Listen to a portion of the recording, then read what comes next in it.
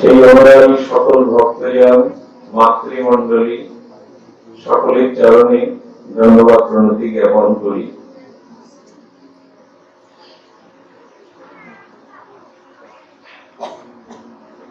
আমাদের আজকের যেটি আলোচ্য বিষয়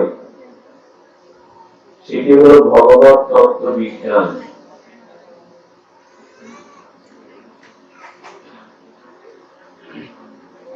যে ব্যক্তি তত্ত্বত ভগবানের এই মহামারীতে বলছেন ভগবান কে এটি জানতে হবে। ভগবান সর্বশক্তিমান, সৃষ্টি স্থিতি প্রলয়কর্তা এভাবে নয়।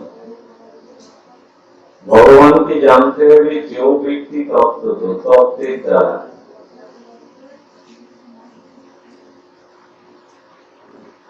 যদি তথ্যের দ্বারা ভগবানকে জানি, ভগবানকে জানা হয় না।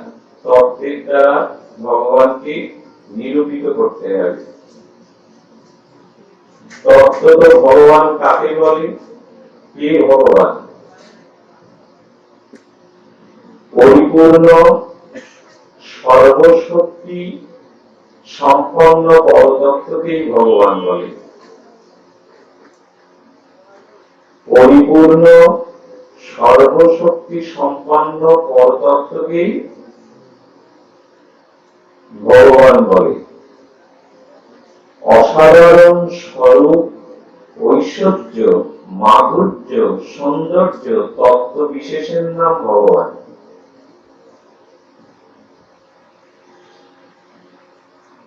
অসাধারণত্ব, অসমর্থ স্বরূপ, ঐশ্বর্য, মাধুর্য, সৌন্দর্য তত্ত্ব বিশেষের নাম ভগবান।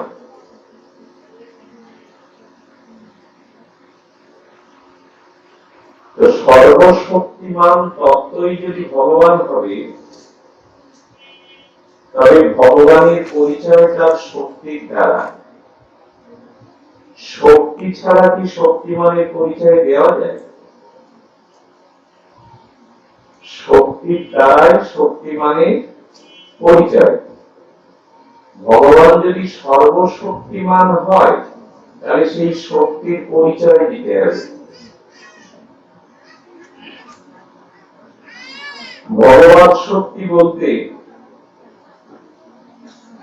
আমাদের শাস্ত্রে বলেছেন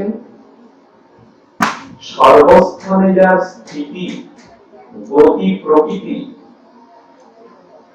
এবং একটি স্থানে অবস্থান করে সর্বভূতে অবস্থিত থেকে যিনি অনন্ত বিশ্ব ব্রহ্মাণ্ডকে নিয়ন্ত্রণ করেন, সেই নিয়ন্ত্রণ কর্তা ভগবান। এবার বাচ্চাগুলি বেলুন নিয়ে খেলছে, ওদের মা যারা আছেন ওদের একটু কাছে থেকে নেই। এই সবাই ওদেরকে একটু সাইডে নিয়ে নে, মা বলে নিয়ে নে। তার মানে ভগবানের ঐশ্বর্য কেমন? একটি স্থানে অবস্থিতি থেকে সর্বস্থানে যার গতি, প্রকৃতি, স্থিতি, যিনি সর্বনিয়ন্ত্রক শক্তি, তাকে বলে ঈশ্বর। একটু আগে আপনি যে ঘরের ভিতরে ছিলেন, এখন তো মন্দিরে চলে এসেছেন, এখন ওই ঘরে গিয়ে খোঁজ করলে আপনাকে পাওয়া যাবে? আপনি তো এখানে। ভগবান তেমন নন। তিনি সর্বস্থানে, সর্ব অবস্থাতে অবস্থান করে সর্ববিশ্বকে যিনি নিয়ন্ত্রণ করেন। এই সর্বনিয়ন্ত্রক শক্তির নাম হল ভগবান। সবকিছু নিয়ন্ত্রণ করেন কিভাবে? বলছে দেখুন, ফুলগুলি তো মালা হয়েছে, এই ফুলগুলি মালা হওয়ার পেছনে সুতোটাই হলো কারণ। সুতোতে গ্রথিত না হলে ফুল মালা হয় না। তেমনি অনন্ত বিশ্ব ব্রহ্মাণ্ডে যা কিছু গ্রথিত হয়ে আছে সব ভগবত শক্তিতে। যা কিছু ক্রিয়ামান বিশ্ব চরাচর, অনন্ত ব্রহ্মাণ্ড, গ্রহ নক্ষত্র সবই পরিদৃশ্যমান এবং তাদের যে প্রবাহ হচ্ছে এর পেছনের মূল শক্তি হলো ঈশ্বর।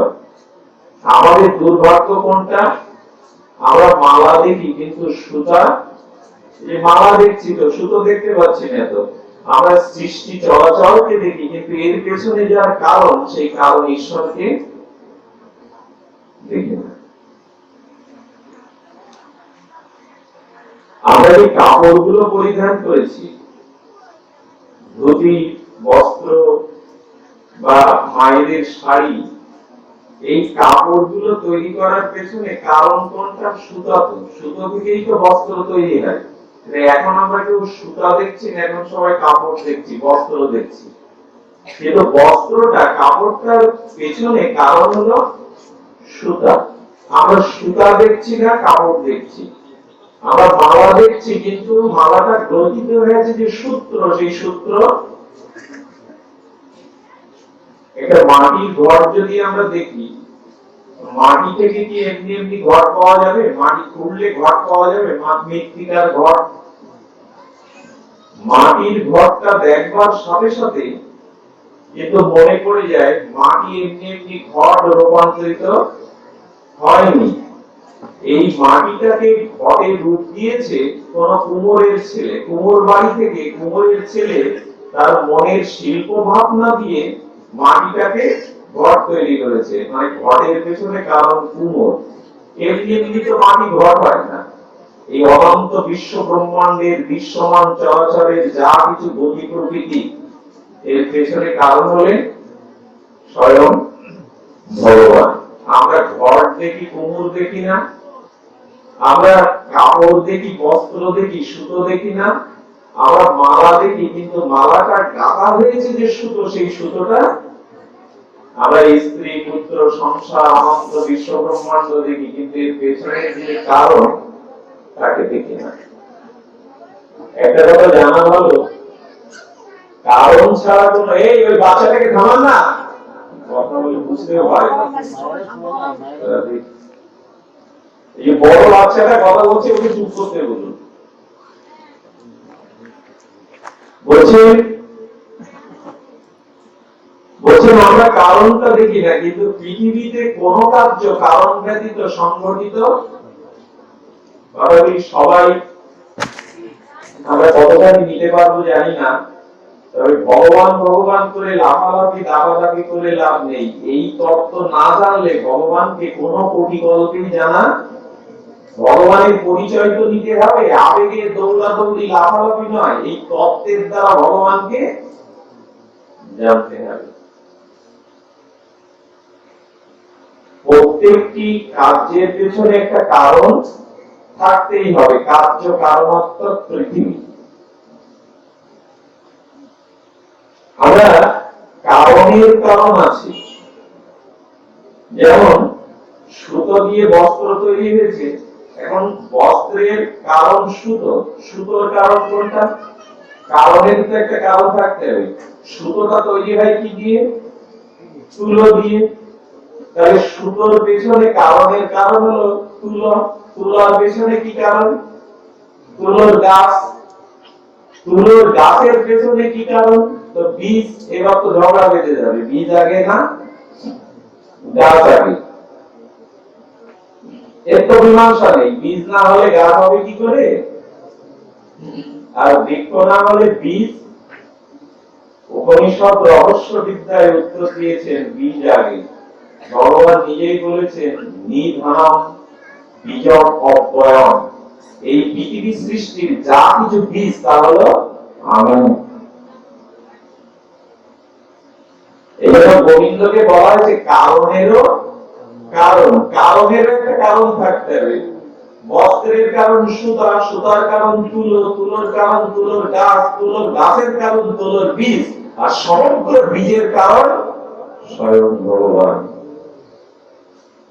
এই তাকে বলে কারণেরও কারণ।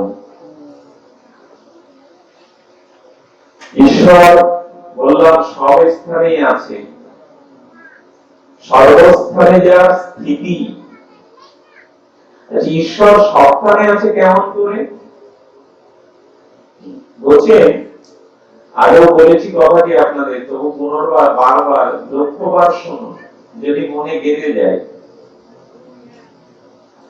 সূর্যের আলো বা সূর্যের তৈরি কিরণমালা যে যে বস্তুতে প্রতিভাত হয় ওইখানে আগুন আছে। সূর্যের তাপটা জলে পড়ে, তাতে জলেও আগুন আছে, এটা আমরা পাবো না। আমাদের ভারতের পার্শ্ববর্তী যে নেপাল, সৌন্দর্যের লীলাভূমি, এই নেপালের ৮০% বিদ্যুৎ হয় জলপ্রবাহ থেকে, জলবিদ্যুৎ থেকে। তারপরে জলের ভিতরে সূর্যের তেজ পড়ে, ওখানে আগুন আছে, কিন্তু আমরা জলের ভিতর থেকে আগুন আবিষ্কার করতে, কিন্তু জলের ভিতরে আগুন আছে। মেঘে মেঘে ঘর্ষণ হলে বিদ্যুৎ চমকিত হয়, তো ওটাও আগুন। দুটো লোহা ঘর্ষণ করতে গেলে তীব্র একটা আগুনের টুকরো বেরোয়, দুটো পাথর ঘর্ষণ যোগে ওর থেকে আগুনটা বেরোয়, দুটো কাঠ খুব শুকনো কাঠ ঘর্ষণ করলে তার থেকে অগ্নি বেরোয়। আগুন সবখানেই আছে, কিন্তু কুটস্থ, নিহিত, গুহায়িত ভেতরে আছে। আছে কিনা? আগুন সবখানে আছে, কিন্তু আমরা দেখি না। তেমনি ঈশ্বর সব আছো অনালো অনিকে, চির নভনীলে, উদার শরীরে গহনে, আছো বিটপি লতায়, জলে দিল গাই, শশী তারকায় তপনে। আমি নয়নে বসন বাঁধিয়া, আধারে মরিগ কাঁদিয়া, আমি দেখি নাই কিছু, বুঝি নাই কিছু, দাও হয়ে দেখায় বোঝায়। আমরা দেখি না। ঈশ্বর সবখানে, সর্বভূতে, সর্বজীবে স্থিত, কিন্তু আমরা দেখি না। চোখে বাধা তো জন্ম জন্মান্তরে দুর্বাসনা কামনার একটা পটি বাঁধা, কাপড় বাঁধা, অজ্ঞানতা বস্ত্রে চোখ দুটো আবৃত করা, কি দেখবো? এখন প্রশ্ন হলো, একটা দুধের বাটিতে কেউ যদি অঙ্গুলিটা প্রক্ষালন করতে থাকে, তাকে যদি প্রশ্ন করেন কি খুঁজছো, বলবে ঘি খুঁজে বেড়াচ্ছি। কথাটা সে মিথ্যা বলেনি, কারণ দুধের প্রতি পরমাণুর ভিতরে ঘি আছে। দুধের প্রতি ফোঁটার মধ্যে, পরমাণুর মধ্যে ঘি তত্ত্ব আছে, কিন্তু দুধের বাটিটাকে নিয়ে অঙ্গুলি দিয়ে প্রক্ষালন করে ঘি বের করা যাবে তো? কোনদিন যাবে না। ঘি আছে কিন্তু বের করা যাবে না। ঘি পেতে গেলে দুগ্ধটা অম্লযোগে দই করতে হবে, ঘোল করতে হবে, মন্থন করে মাখন তুলতে হবে, অল্প একটু অগ্নির তাপ দিয়ে দিলে দেববর্ধনাং আয়ুবর্ধনাং ঘি, তারপরে ঘি। কিন্তু দুধের ভিতরে ঘি আছে, আমরা পাবো না।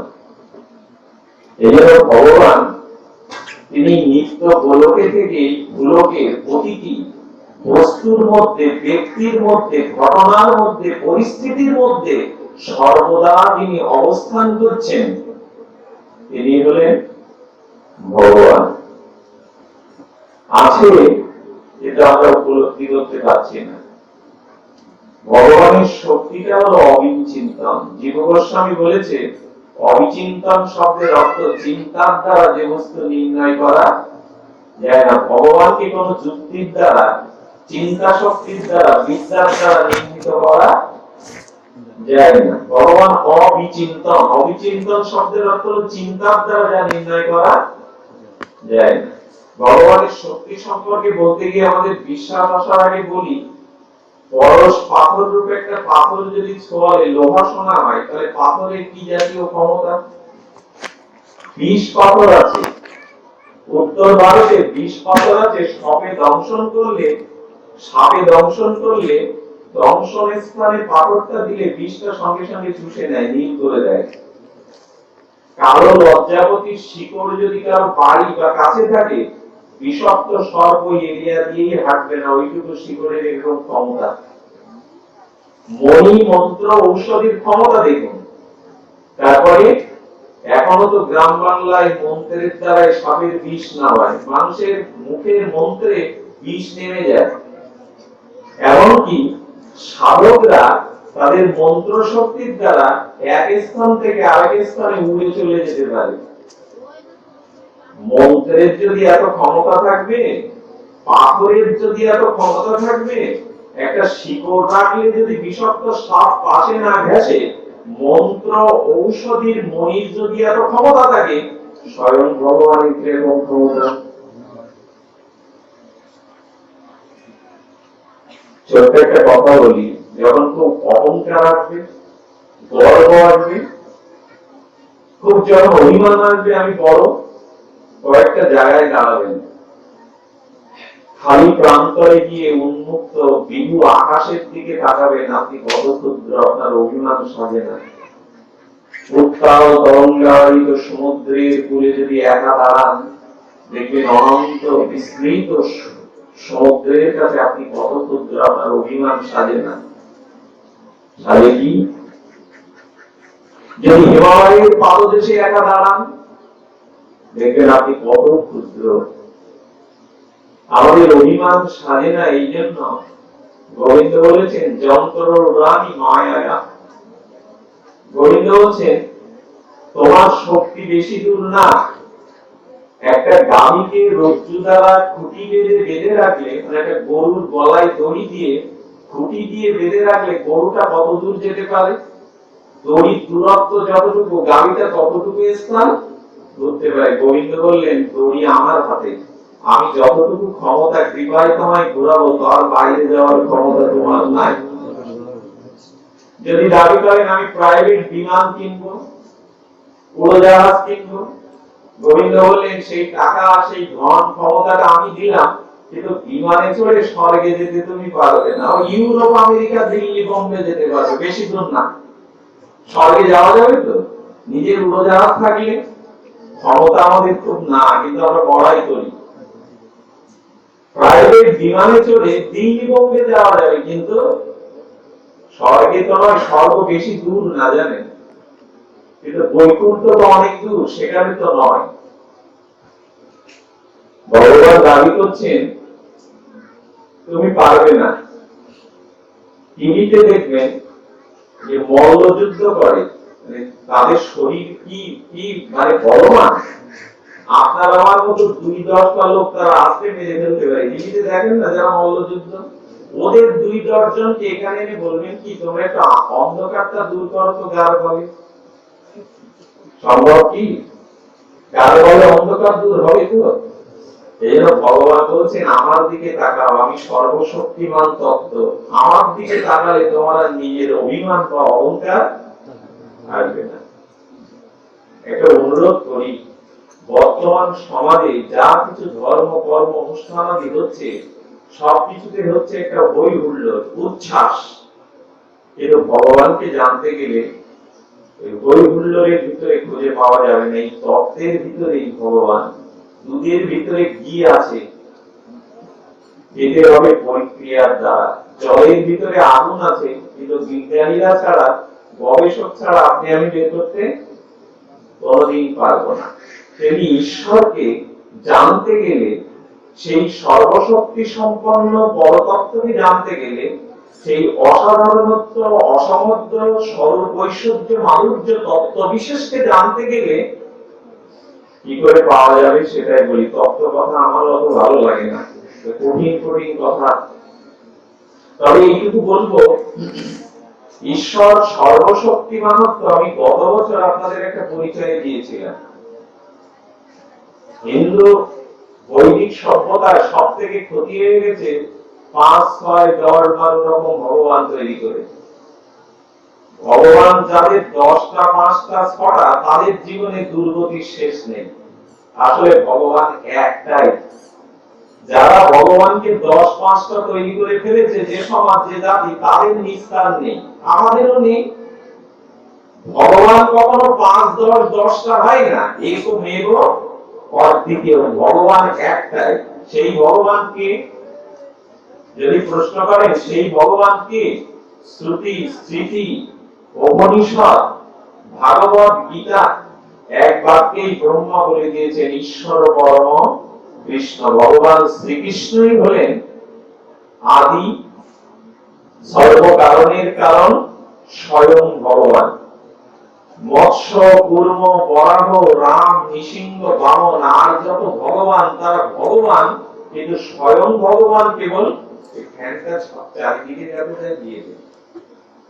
স্বয়ং ভগবান কেবল একজন। এদিকে লক্ষ্য করুন, স্বয়ং ভগবান একজন। এতে চাংশ ফলাপুংস কৃষ্ণস্ত ভগবান স্বয়ং। রাম ভগবান, নৃসিংহ ভগবান, মৎস্য পূর্ব বরাহ ভগবান, কিন্তু তারা ভগবান স্বয়ং ভগবান কেবল একজন। এই স্বয়ং ভগবান শব্দটি হলো পরিভাষা। পরিভাষা কাকে বলে? জীব গোস্বামী বলেছেন, অনিয়মে নিয়মকারিণীকে বলে পরিভাষা। আগে যা নিয়ম ছিল না, এখন নিয়ম করে দেওয়া গেল, এর নাম পরিভাষা। এই পরিভাষা ভাগবতে আর দ্বিতীয় নাই, একমাত্র স্বয়ং ভগবান কৃষ্ণতে আছে। আমাদের গোস্বামীও বলে গেছেন, 100টা প্রদীপ জ্বলছে, সব প্রদীপের অগ্নি একই তত্ত্ব তো নাকি? 100টা প্রদীপ যদি এক জায়গায় জ্বলে, সব প্রদীপের আগুনের তত্ত্ব তো একটাই নাকি? কম বেশি না তো। কিন্তু কবিরাজ কৃষ্ণ গোস্বামী বলছেন, এক দ্বীপ হইতে সহস্র দ্বীপের জ্বলন, তথাপিও প্রথম দ্বীপ পরায় গণন। 100টা প্রদীপ জ্বলছে বটে, প্রত্যেকটির প্রদীপের দীপশিখার অগ্নিতত্ত্ব এক বটে, কিন্তু প্রথম একটা প্রদীপ থেকে আর 99 প্রদীপটা পরে জ্বালানো। প্রথম প্রদীপ থেকে আর 99 প্রদীপটা জ্বালানো। তার মানে 100 প্রদীপের আগুন এক হলেও প্রথম একটা প্রদীপ থাকতে যে যার দ্বারা আর 99টা প্রদীপ, সেই একটাই প্রদীপ হলেন স্বয়ং ভগবান পরতত্ত্ব শ্রীকৃষ্ণ। খেলাখেলি করে, বলাবলি করে এই সিদ্ধান্ত বদলানো যাবে না। ভগবান 10টা, 5টা, 6টা না। ভগবানের অংশ হতে পারে, বিভূতি হতে পারে, কিন্তু স্বয়ং ভগবান একমেব অদ্বিতীয়। তার দ্বিতীয় কেউ নেই, তার উপরেও কেউ নেই, তার দ্বিতীয় কেউ নেই। কিন্তু একই বিদ্যুৎ শক্তির দ্বারা যেমন শব্দযন্ত্র চলে, ধান কল চলে, পাট কল চলে, ফ্যান ঘোরে, টিভি ঘোরে, একই তো শক্তি। তেমনি স্বয়ং ভগবানের শক্তির দ্বারা, শক্তিমান বিভূতির দ্বারা অনেক ভগবান, অনেক অবতার হতে পারে, কিন্তু প্রথম প্রদীপটা হলো ভগবান শ্রীকৃষ্ণ। এক দ্বীপ হইতে সহস্র দ্বীপের জ্বলন, তথাপিও প্রথম দ্বীপ পরায়ে গণন। ভগবানের ঐশ্বর্য ক্ষমতা কেমন জানেন? আদিকালিক জগৎ স্রষ্টা প্রজাপতি ব্রহ্মা। আমাদের এই জগতের স্রষ্টাকে ব্রহ্মা। ব্রহ্ম আর ব্রহ্মা এই দুটো কিন্তু অনেক ফারাক। ব্রহ্ম মানে নির্গুণ, নিরাকার, স্বতন্ত্র বিভু ঈশ্বরকে বলে ব্রহ্ম। আর এই জগৎটার সৃষ্টির পেছনে যিনি মূল কারণ, তাকে বলে ব্রহ্মা। ব্রহ্মা আর ব্রহ্ম। এই আদিকালিক জগৎ স্রষ্টা প্রজাপতি ব্রহ্মা দ্বারকাধীশ গোবিন্দের চরণে প্রণাম জানাতে গিয়ে সাক্ষাৎ করতে গেছেন। ভগবান দ্বারিকে বলছে, যিনি এসে তো কোন ব্রহ্মা এসছে? ব্রহ্মা তো প্রশ্ন শুনে হতবাক, আমি ছাড়া আর কোন ব্রহ্মা আছে নাকি? এই অনন্ত ব্রহ্মাণ্ডের আমি ছাড়া আর কোন জগৎ স্রষ্টা ব্রহ্মা আছে নাকি? ভগবান এই প্রশ্ন করলেন কেন? কোন ব্রহ্মা? দাঁড়িয়ে ব্রহ্মা বলছেন, সনক পিতা ব্রহ্মা গিয়ে বল। ভক্তের নাম বললে ভগবানের লক্ষ্য তাড়াতাড়ি যায়। ওনার পুত্র তো সনক, সনক, সনাম, সনন্দ, সনাতন, এরা 4 জন ব্রহ্মার মানস পুত্র, মুক্ত, কামী। ব্রহ্মাকে তখন আদেশ দিয়েছে গোবিন্দ ভেতরে যাওয়ার। গোবিন্দকে প্রণাম করে বলছে, প্রভু সকল কুশল তো? ব্রহ্মাকে বলছেন, আপনি কুশল তো ব্রহ্মা? বলছেন, আমার কুশল পরে জিজ্ঞেস করবেন, আগে উত্তর দিন, আমি ছাড়া আর কোন ব্রহ্মাণ্ডের ব্রহ্মা আছে নাকি? গোবিন্দ তখন একটু চোখটা মুদ্রিত করে ধ্যানের দ্বারা কাদের যেন স্মরণ করলেন। আকাশ থেকে নক্ষত্র খসে পড়ে যেমন, ভগবানের ওই ছোট্ট কুটিরের মধ্যে একটা বট গাছ তো বটের বীজের মধ্যে থাকে নাকি? বট গাছটা বয়ে নেওয়া যাবে না, কিন্তু বীজটা বয়ে নেওয়া ভগবানের ওই কুটির মধ্যে। অনন্ত কোটি এক একজন ব্রহ্মা এসে ভগবানকে স্তব করছে। তাদের কারো লক্ষ্য মুখ। এই ব্রহ্মার কটা মুখ? চারটে তো, চতুর্মুখ ব্রহ্মা, সবার হাজার মুখ, লক্ষ মুখ, কোটি মুখ, অনেকগুলো সিংহের মধ্যে একটা খরগোশ দাঁড়ালে যে অবস্থা হয়, আমাদের ব্রহ্মার অবস্থা তাই।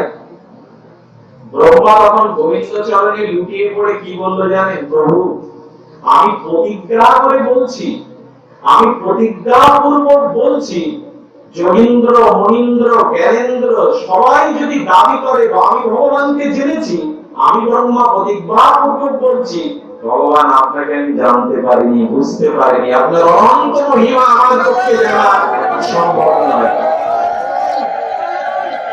এই হলো ভগবান শ্রীকৃষ্ণের পরতত্ত্ব। যারা সৌরজগৎ নিয়ে ঘাটাঘাটি করে, নাসা একটা শব্দ দিয়েছে, নাসা। নাসা জানেন তো, সৌরজগতে যারা গবেষণা করছেন, পৃথিবীর সর্বোচ্চ গবেষণা সংস্থা। নাসা একটা দাবি করেছে, সৌরমণ্ডলে এমন কিছু নক্ষত্র আছে, ভালো করে শুনুন কথাটি, আমাদের কৃষ্ণ ভগবান যেন তেন নন, তার শক্তি সম্পর্কে একটু ধারণা নেই। এমন কিছু সৌরজগতের নক্ষত্র আছে, সেই নক্ষত্রের আলোর গতি কত জানেন তো? সেকেন্ডে 1,86,000 মাইল হলো আলোর গতি। কতটা বললাম? 1,86,000 কিলোমিটার না, মাইল। পৃথিবীর সৃষ্টি হয়েছে কত কোটি বছর আগে? পৃথিবীর সৃষ্টি হয়েছে কত কোটি বছর আগে, কিন্তু সৌরজগতের সেই নক্ষত্রের আলো এখনো পৃথিবীতে এসে পৌঁছায়নি। তাহলে কতটা অনন্ত পৃথিবী, বুঝতে পারলেন না তো? মায়ের দিকে লক্ষ্য করুন, সেকেন্ডে যে আলোর গতি 1,86,000 মাইল, এমনও গ্রহ নক্ষত্র আছে সৌরমণ্ডলে, ওই গতির আলো কয়েকশো কোটি বছর পৃথিবীর বয়স হলে এখনো পৃথিবীতে সেই আলো পৌঁছায়নি। কত অনন্ত বিশ্ব ব্রহ্মাণ্ড!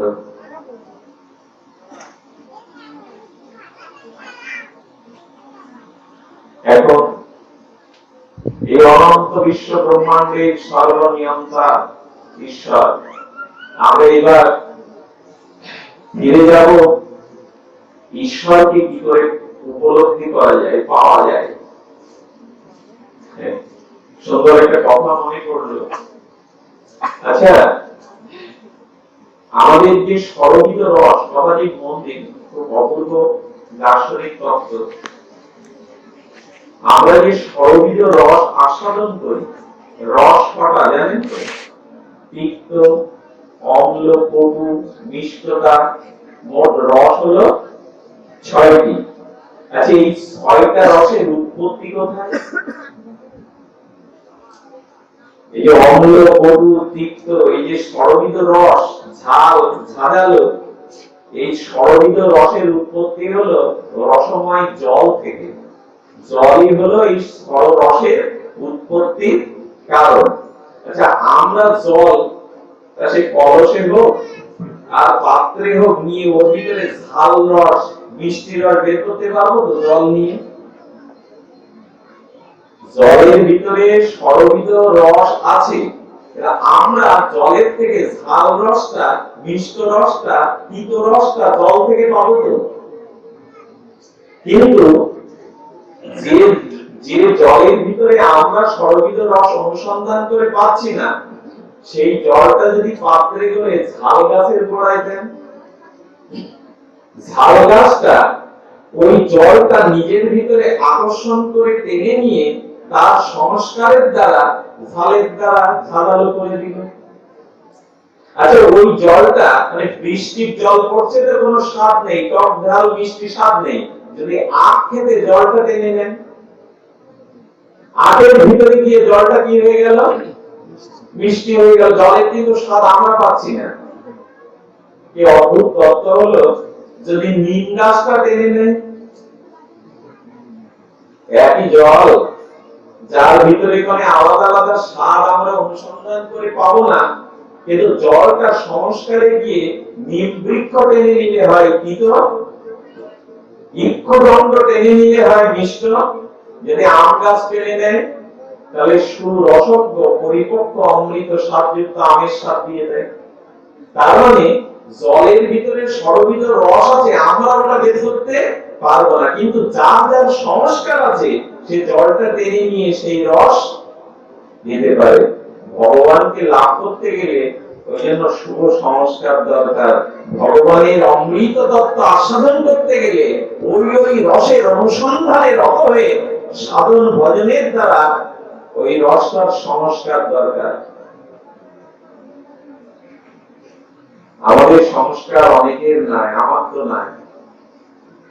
ঈশ্বরকে জানতে গেলে ওই জল, যেমন আমি শত কলসি জল ভেবে ওর ভেতরে ঝাল রস, মিষ্ট রস, তিক্ত রস বের করতে পারবো না, কিন্তু জলটা নিম গাছের গোড়ায় গেলেই যেমন তিতো হয়ে যাবে সংস্কারে, ঈশ্বরকে উপলব্ধি করবার জন্য হৃদয়ে শুভ সংস্কার প্রয়োজন, যেটা আমাদের ভগবান জন্ম নামান্তে কেন বানান প্রবর্ততে নেই, সাধনা নাই, তত্ত্ব নাই। আরো একটা মজার কথা বলি, এই যে ফুলের এত সৌরভ, ফুলের এত সুগন্ধ, এগুলোর উৎপত্তি কোথা থেকে? কথাগুলি না জানলে কিন্তু ভগবান তত্ত্ব নিরূপণ করা যাবে না।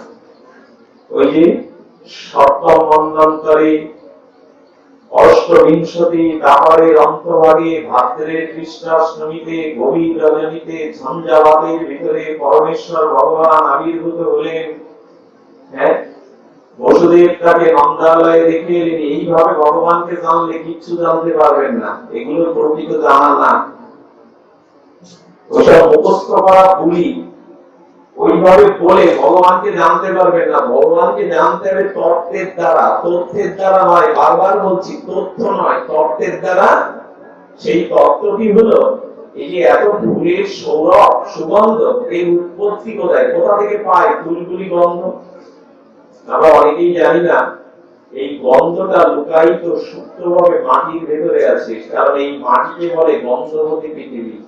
গন্ধ আকাশ থেকেও পড়ে না, আর পাতাল থেকেও ওঠে না।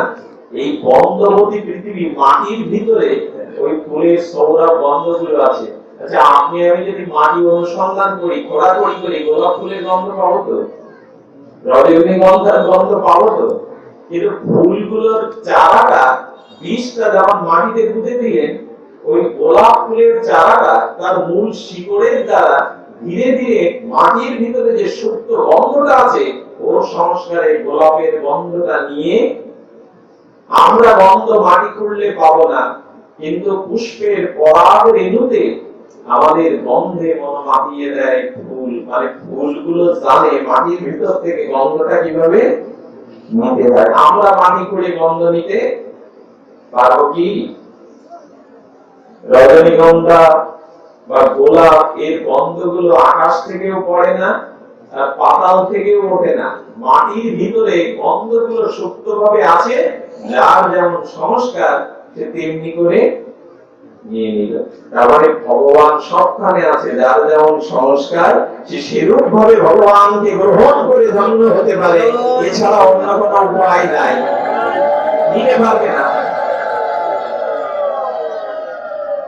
যেমন আমি দেখছি একটা মাটির স্তম্ভ, কিন্তু প্রহ্লাদ দেখছে ওর মধ্যে ভগবান। আমি দেখছি ওটা মাটির স্তম্ভ, প্রহ্লাদ বলছে বাবা ওর মধ্যে ভগবানকে বাধ্য হয়ে বেরোতে হলো নিঃসিংহ করে।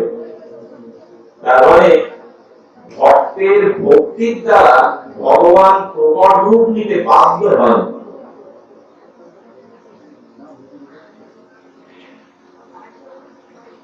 আমরা বলতে বলতে এসেছি ভগবান মানে জানলাম সর্বশক্তিমান, এবার জানলাম কি করে তাকে পাওয়া যায়। পাওয়া যায় হলো সাধন বিনা সাধ্য বস্তু পাওয়া যায় না। আপনাদের কিবা বলবো, এই ভগবান হলেন আমাদের একটি পরম তত্ত্ব।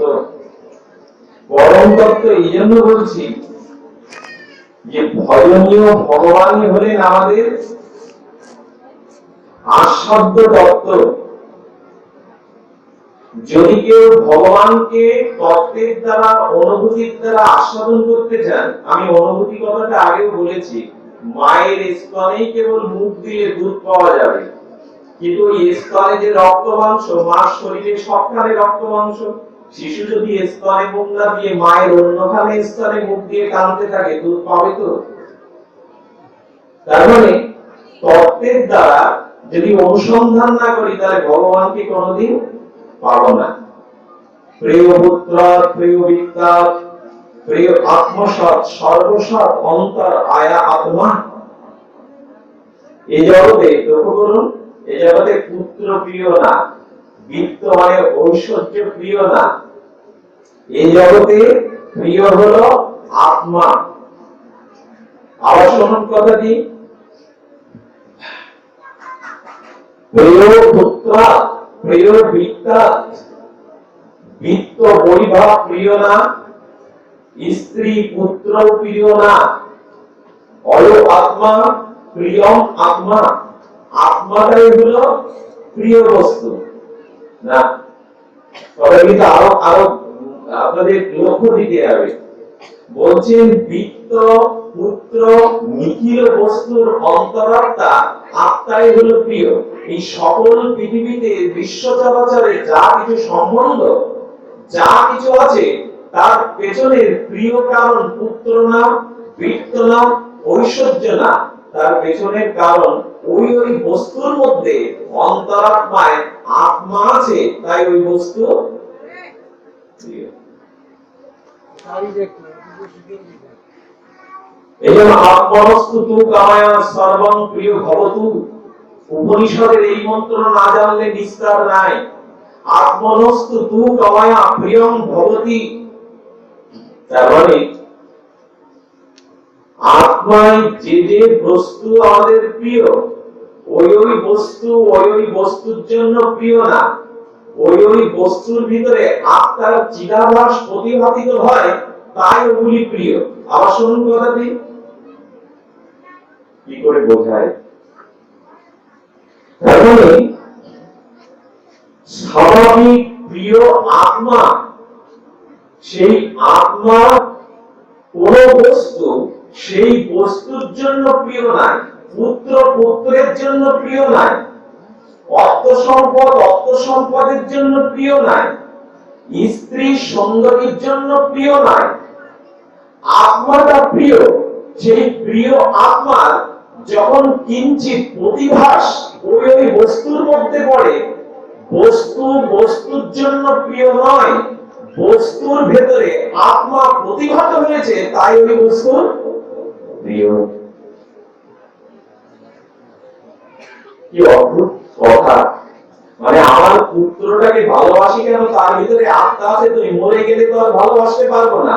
তাহলে পুত্র ভালোবাসার বস্তু না, আত্মাটা কিঞ্চিত অংশটা ওই পুত্রের রক্ত মাংসের মরা পিণ্ড দেহের ভিতরে একটা প্রতিভাস ফেলেছে, তাই প্রিয় পুত্র। পুত্রকে কারণে আত্মার চিদাভার জড়ের উপরে প্রতিবিম্বিত হয়, এই জন্য ওই বস্তু প্রিয় হয়। বস্তুর জন্য বস্তু কোনদিন প্রিয় হয় না।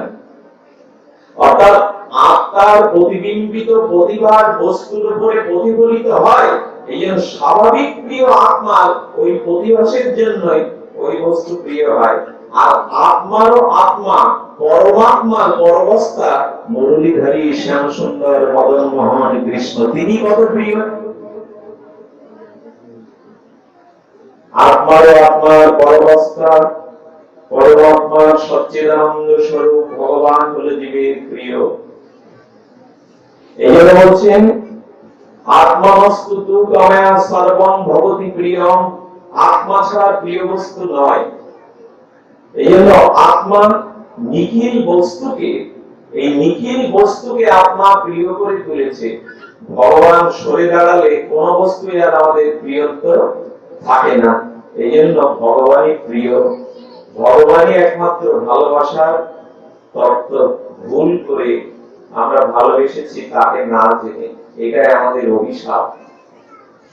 আত্মার থেকে ভালোবাসা প্রতিহত হয় এটি না জেনে যারা এই জগতে স্ত্রী পুত্র বস্তুকে ভালোবেসেছে, সঙ্গে সঙ্গে তার জীবনে নেমে এসেছে চরম অভিশাপ।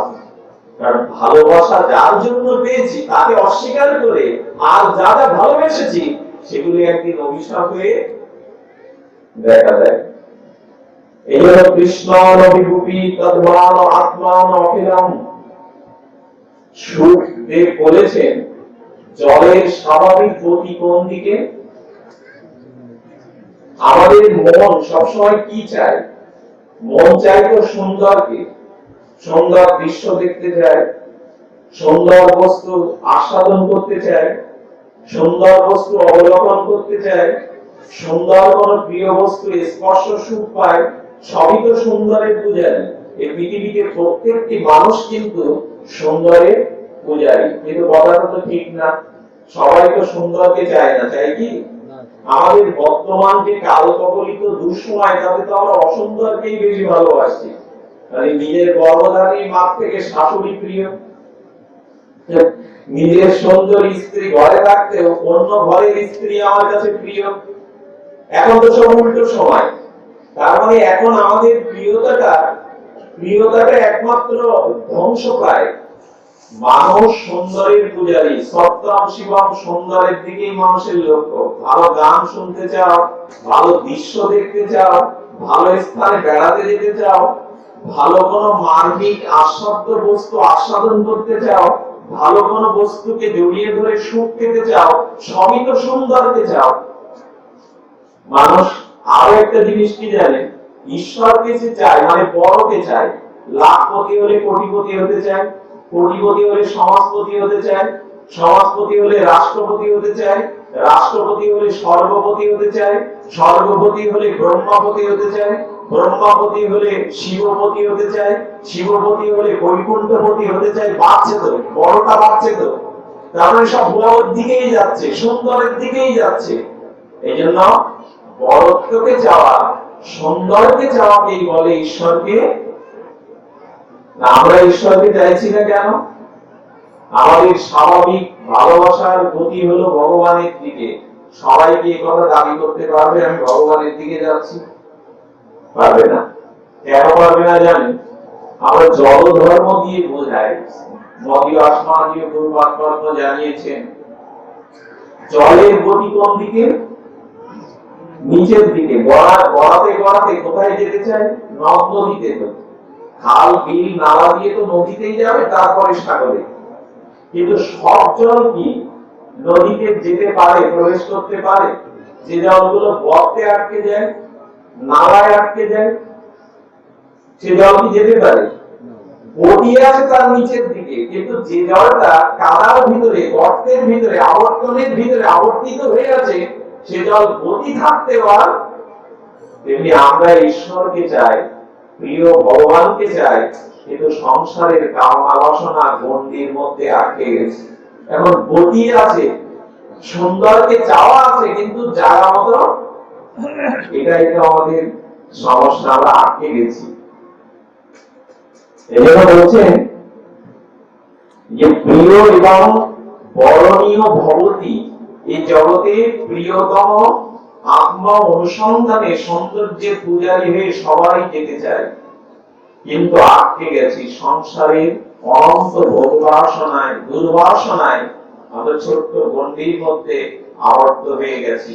এখন কি উপায়? এখন যদি আকাশ থেকে মুষলধারে বৃষ্টি নামে, বৃষ্টির জলটা যদি বন্যার মতো বান ডেকে যায়, তখন ওই ছোট ছোট গর্তের জলগুলো, নালার জলগুলো বন্যার জলে ভেসে যেতে যেতে আস্তে আস্তে নদীতে গিয়ে বা সাগরে গিয়ে পড়বে। যদি কোনদিন কোন সুপরিবেশে শুদ্ধ ভজনানন্দী সাধুর মুখে হরি কথার অমৃত বৃষ্টি হয়, হরি কথামৃত বৃষ্টি হয়, ওই হরি কথামৃত লীলামৃত নামামৃত সাধু মুখে হরি কথার বৃষ্টি যদি আমাদের কান দিয়ে হৃদয়ে প্রবেশ করে, তখন আমাদের হৃদয়টা আবার অতি গতিতে সমুদ্র পানে ভগবানের দিকে ছুটে যাবে। এই জন্য বলছেন যে আমাদের গতি প্রকৃতি ছোটাতে গেলে মহতের কৃপা বিনা কোন কার্যে ভক্তি নয়।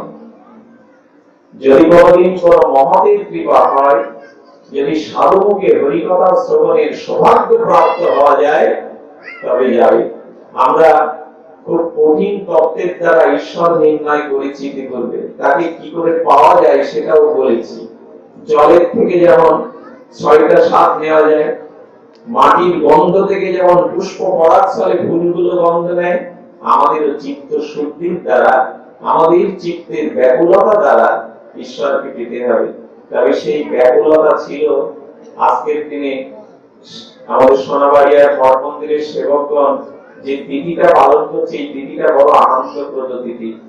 কারণ সেই নিরাকার, বিভু, অনন্ত, অপরিচ্ছন্ন ভগবান, অনন্ত ভগবান আজ মা যশোদার কোলে সেই নিরাকার আজ নিরাকার আর সাকার হয়ে সেই অনন্ত বৃহৎ বস্তু আজ মধ্যমাকার শিশু হয়ে আত্মকাম পূর্ণকাম ভগবান, যার ক্ষুধা নেই, তৃষ্ণা নেই, সেই ভগবান আর যশোদার কোলে এসে শিশুরূপে নন্দালয়ে উদ্ভাসিত হচ্ছে। এটি পরম সংবাদ। নন্দের নন্দন, যশোদানন্দন, যশোদার প্রাণধন, নয়নের নয়ন, যশোদার জাদুবাচা ধন, সেই কৃষ্ণ অখণ্ড পরতত্ত্ব সীমা ভগবান, যিনি নিরাকার আকার হলেন কি করে, যিনি বিশ্বরূপ স্বয়ং বিভু, তিনি পরিচ্ছন্ন ছোট্ট শিশু হলেন কি করে? যে ভগবান আত্মকাম পূর্ণকাম, সে কেঁদে উঠছে কেন মায়ের স্তন পান করবে বলে? এক বিস্ময়কর সংবাদ। ভগবানকে শিশু করে যশোদা কোলে নিয়েছে, শুধু কোলে নেয়নি। ভগবান কি বললো জানেন? আমি যদি যশোদার কোল না পেতাম, তাহলে আমার কষ্টকর শতনাম সহস্র নাম কোনদিন হতো না। যশোদা কাকে বলে? যশস্ত্রী ভগবানকেও যিনি যশ দান করতে পারেন তার নাম, আবার শুনুন, যশস্ত্রী ভগবানকেও যিনি যশ দান করেন তার নাম যশ। যশ তার অর্থে দান, অর্থাৎ ভগবানকেও যিনি যশ দান করছেন, এরকম ক্ষমতা আছে কারো? বলে আছে একজনের। আচ্ছা, ভগবান তো পরিপূর্ণ তত্ত্ব, তাকে আবার কি যশ দান করবে? আমি যদি বলি ভগবান যখন এই বাচ্চাগুলিকে থামিয়ে দিন, বাবা একটু সরে দাও,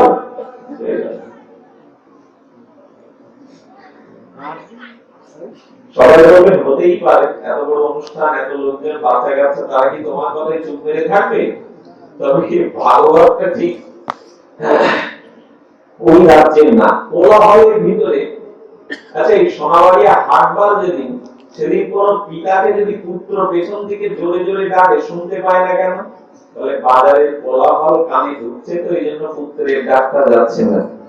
ভগবান বলছেন যেখানে কোলাহল থামে সেখানে আমাকে ডাকলে আমি শুনতে পাই। কোলাহলের ভিতরে, অন্য কথার ভিতরে, কোলাহলের ভিতরে ডাকটা ভগবানের কানে শান্ত হওয়া যায়। কোলাহল মুখরতা থাকলে সেখানে কৃষ্ণ ডাক পৌঁছাবেন। এখন আমরা বলবো ভগবানকে মধ্যমাকার পরিচ্ছন্ন শিশু করে যশোদার কোলে যশোদা আনলো, এই ক্ষমতা মানে ভগবানকে যিনি যশ দান করতে পারেন কিরকম জানেন? বসতে যেতে যেতে গোপালকে মা পেছন থেকে ডাকছে। সবাই ডাকলে বিপদ আসে, মা যদি পেছন থেকে ডাকে সন্তানের কল্যাণ হয়। মা বলছে গোপাল শোন, কি মা তোর তো আজকে বসতে গিয়ে বিপদ হবে রে, কত অসুর তোর ক্ষতি করার চেষ্টা করে, আজকে তোর বিপদ হবে রে গোপাল। মা তুমি বলছো আমার বসতে বিপদ হবে কেন? আমার পায়ের ধুলো তো গায়ে মাখিস নি আজ গোপাল, তুই তো ভুলে গেছিস। ভগবানকে বলছে আমার পায়ের ধুলো তো তুই মাখিস নি, এই জন্য পিতা মাতাকে প্রণাম করে বাড়ির বাইরে যাবেন। মাতৃদেব ভব, পিতৃদেব ভব, আচার্য দেব ভব, অতিথি দেব ভব, শ্রুতির এই 4টি মহামন্ত্র। সে কথা আজকে যাব না, যাব গোপালকে ডেকে মা যশোদা বেশ 5 আঙুলে পায়ের যত ধুলো ছিল ওগুলো বেশ কুড়িয়ে নিয়ে গোপালের মাথায় আর গায়ে মাখিয়ে, যা বাবা তোর আর বিপদ নেই। ভগবানকে যার নাম নিলেও বিপদ দূর হয়, স্বয়ং ভগবানের গা মাথায় যশোদার পায়ের ধুলো জোগাড় করে এই ক্ষমতা, এই শক্তি কার আছে জানেন? আছে ভগবানের থেকে বড় জিনিস যার কাছে আছে। আচ্ছা, যশোদা ভগবানকে যশ দান করলেন কথাটা বলি, যখন তিনি নিরাকার ব্রহ্ম, তখন তার নাম আছে কি? নিরাকার ব্রহ্মের কোন নাম দেওয়া যায়? যা নিরাকার বস্তু তার নাম দেওয়া যায় কি? নাম হলো ব্রহ্ম। যশোদার কোলে যখন এলেন তখন নাম হয়ে গেল গোপাল, কানাই, জাদু বাছা ধন, কত নাম দিল। আচ্ছা, যশোদা যদি রশি দিয়ে রঞ্জু দিয়ে গোপালকে না বাঁধতেন, দামোদর নামটা হতো গোবিন্দের। তার মানে যশোদা যশস্বী ভগবানকেও যশ দান করতে পারেন। কে পারে? ভগবান বললেন, আমি তার কাছে বশীভূত হই, আমি তার কাছে আমার পরাশক্তিও পরাভূত হয়। আমার থেকে বড় প্রেম যদি কারো হৃদয়ে থাকে, প্রেমের কাছে আমি বশীভূত হই। আমি নিরাকার হয়েও আকার হয়েছি, আমি বিফল বিভু হয়েও মধ্যমাকার শিশু হয়েছি, আমি আত্মকাম পুণ্যকাম ভুরা তৃষ্ণা ঊর্ধ্বতপ্ত হলেও আমি যশোদার আঁচল ধরে কেঁদেছি, খেতে দাও মা। আমি সর্বমঙ্গল যুক্ত হলেও অমঙ্গলের ভয়ে মায়ের চরণ ধুলি আমি গায়ে রেখেছি। এর কারণ ভক্তই শ্রেষ্ঠ, ভক্তি ভগবানের থেকে বড় সম্পদ। এই জন্য আচ্ছা, নন্দ কাকে বলে?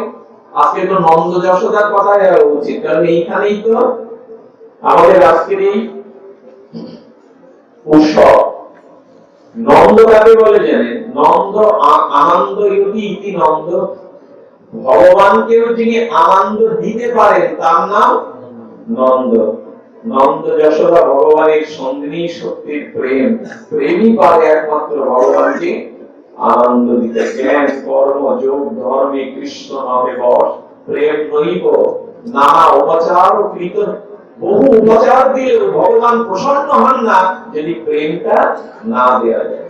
আচ্ছা, ভগবানকে আমরা ইতিপূর্বে নির্ণয় করেছি সর্ববৃহৎ তত্ত্বের নাম হলো, সর্বশক্তি তত্ত্বের নাম হলো ভগবান। আচ্ছা, কোন বড় বস্তুকে বন্ধন করতে গেলে একটা 6 ইঞ্চি বস্তুকে বেষ্টন করতে গেলে যে দড়িটা দিয়ে 6 ইঞ্চিটা বেগ দিতে হবে সেটা একটু বড় হতে হবে না?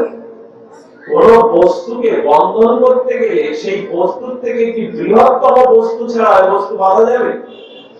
আমরা ইতিপূর্বে বললাম ভগবানের থেকে বৃহৎ অনন্ত বস্তু আর নাই। তার মা যশোদা যে খোপা দড়ি দিয়ে বাঁধলেন, তাহলে এখানে দড়ি বড় হয়ে যাবে ভগবানের থেকে।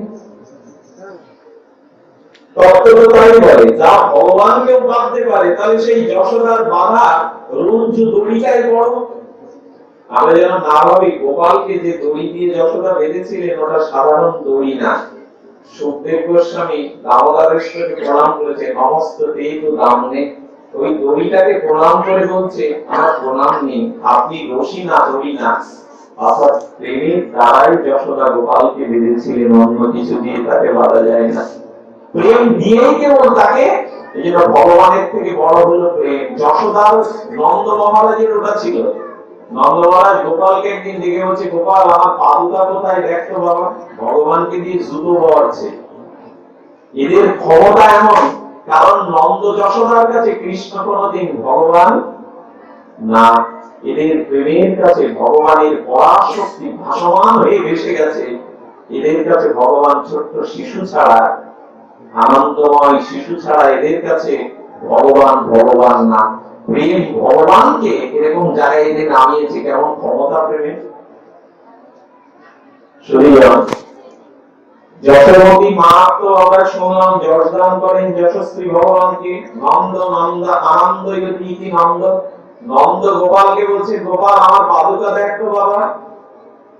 গোপাল তাড়াতাড়ি বাবার পাদুকা দুখানা একটা মাথায় নিয়েছে, ছোট ছোট হাত তো, আর একটা বুকে চেপে ধরেছে। ওইটাই বাবার চরণে পড়িয়ে দিয়ে প্রণাম করছে, বাবা আমি চিনতে পেরেছি তো আপনার পাদুকা।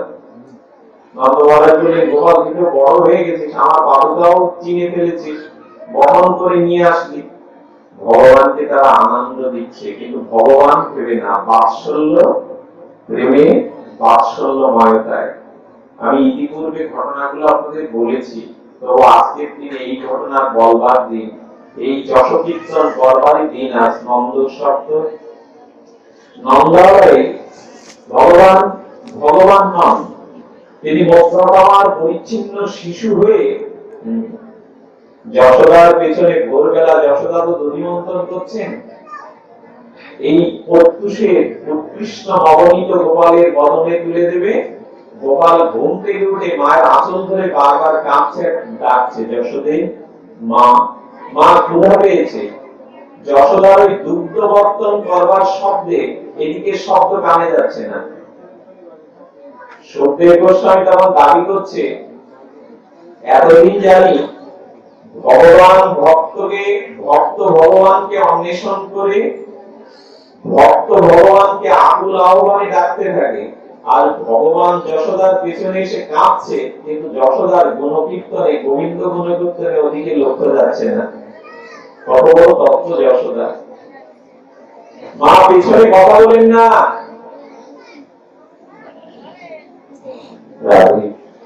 মা যশোদা অতি প্রত্যুষে যখন নিদ্রা ভঙ্গ হলো, দেখলো ভান্ডার ঘরের ভিতরে গোপালের রুনুঝুনু নুপুরের ধ্বনিতে ভান্ডার ঘরে শব্দ হচ্ছে।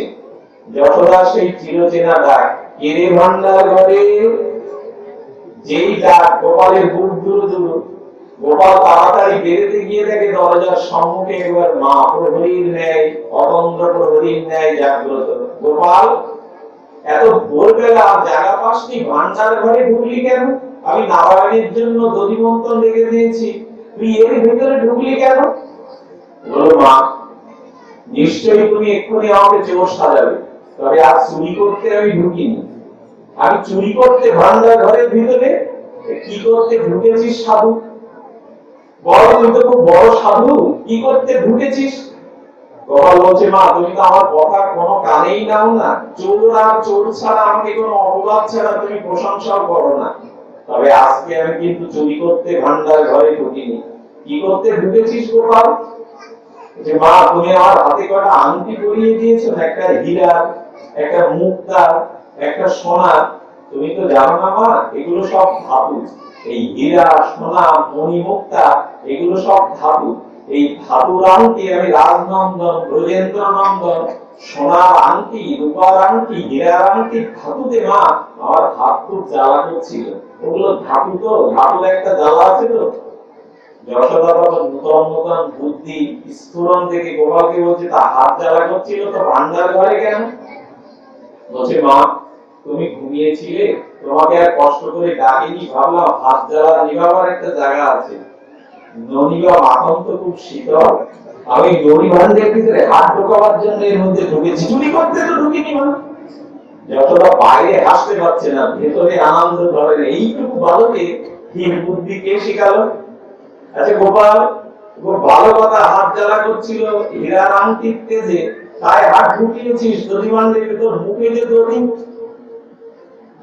গোপাল তখন বলছে, মা তোমার বুদ্ধি শুদ্ধি কিছুই নেই।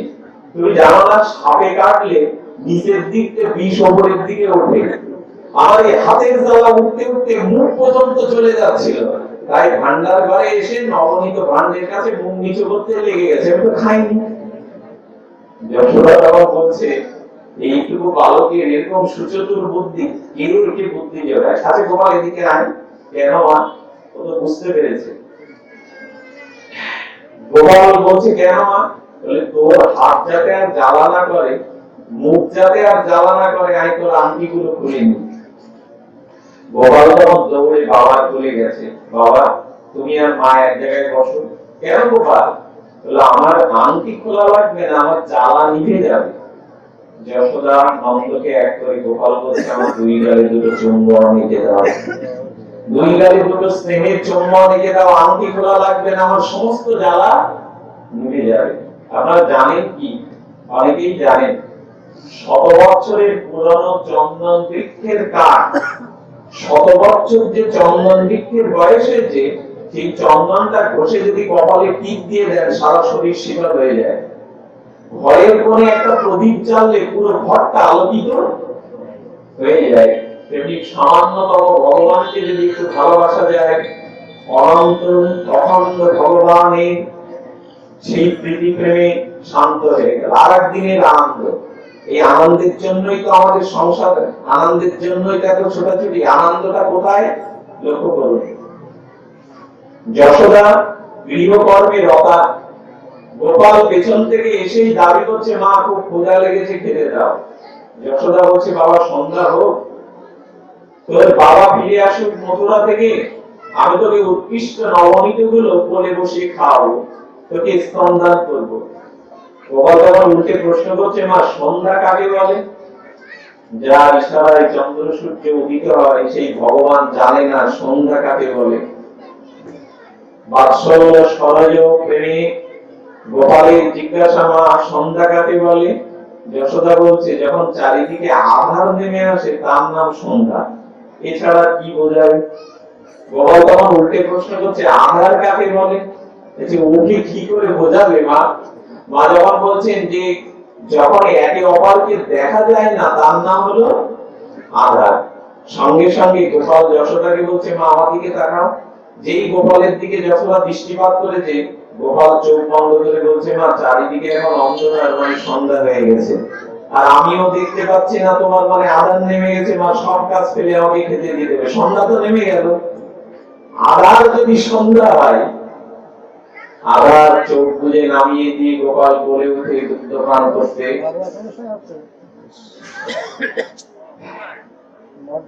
আনন্দিত হয়ে গেল। আর একদিনের ঘটনা পরম্পরা বলি, আগে খুব কঠিন কথা হয়ে গেছে, আমি একটু নরম কথাটি বলি, লীলা কথাটি বলি। যশোদা আরেকদিন ওই একই দৃশ্য, ভান্ডার ঘরের ভিতরে গোপাল ঢুকে সেই নবনীত চুরি তো তাকে করতেই হবে। নবনীত চোর চুরিটা করে যেই ওই একই ডাক, চিরচেনা ডাক, কেড়ে ভান্ডার ঘরে, ওকে সাহস করে গোপাল ছুটে আসতে গিয়ে দেখে ওই ভান্ডার ঘরের ভিতর যে ফটিকের স্তম্ভ ছিল না, ফটিকের স্তম্ভ মণিমুক্তা দিয়ে বাঁধানো, মানে পিলার গুলো। যশোদা মা তো রাজরানী, নন্দ মহারাজ তো রাজা নৃপতি, তার ওই স্তম্ভ গুলো মণিমুক্তা দিয়ে বাঁধানো। ওই মণিমুক্তার ভিতরে গোবিন্দের নিজের ছবিটা পড়ে গেছে।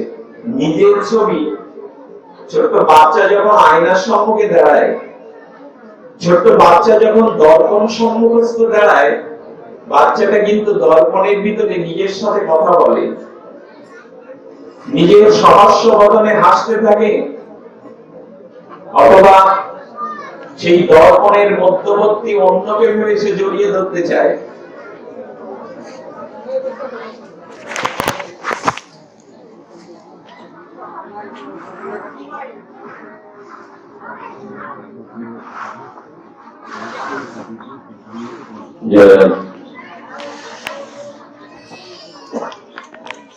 যশোদা মা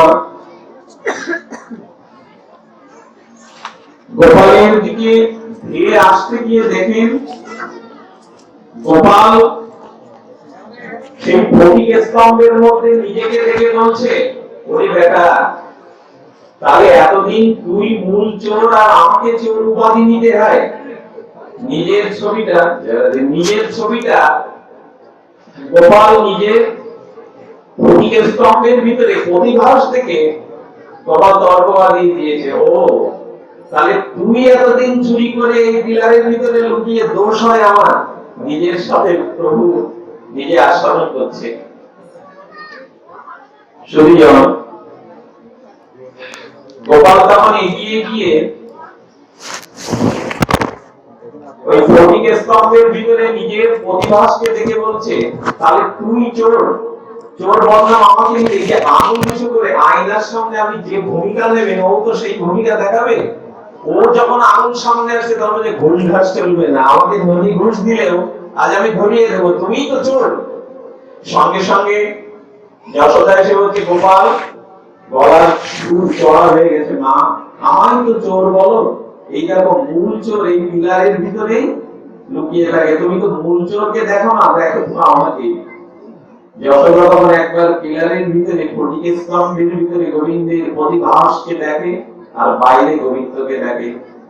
আনন্দ কি আর হৃদয়ে ঘরে? উচ্ছ্বসিত তরঙ্গমালায় আনন্দ যশোদা হৃদয়কে প্লাবিত করে দেয়। উচ্ছ্বাস তরঙ্গমালায় আনন্দে বলছে, গোপাল ওর ভিতরেই তাহলে মূল চোর, আর তুই বাইরে, তুই তাহলে চুরি করিসনি? জানো মা, আঙুল উঁচু করে আমার দিকে ঘুষ দিতেও চেয়েছিল, আমি কিন্তু ঘুষ ঘাস নেয়নি মা, আমি বলেছি আজ তোকে ধরিয়ে দেব। যশোদা লাঠি নিয়ে গোপালকে বলছে দাঁড়াতো। এই লাঠি নিয়ে যশোদা যখন গোপালের পিছনে ছুটছে, তখন গোপাল পেছনে ফিরে আমাদেরকে একটা কথা জানিয়েছিল, জগৎবাসীকে বিশ্ববাসীকে জানালো, কোন ভক্তই সংসারের কাজ ফেলে নিজের কামনা বাসনা পেছনে ফেলে যারা আমার পিছনে দৌড়ায়, পৃথিবীতে এর থেকে আনন্দ আমার আর অন্য কিছুতে হয় না। আপনারা যারা নিজের গৃহকর্ম ছেড়ে কাজ ছেড়ে আর গোবিন্দের পিছনে ছুটে এসেছেন, আজ প্রভু বড় আনন্দ পাচ্ছেন। তোমরা সংসারের পিছনে না ছুটে আমারও পিছনে ছুটেছ। এমনি করে ব্রজবাসীদের ঘরে ঘরে গোপালের চির আনন্দ। সব শেষে আপনাদের দুটো কথা বলে যায়। এই কথাগুলি আজকের অনুষ্ঠানের এই নন্দস্বরের মূল কথা।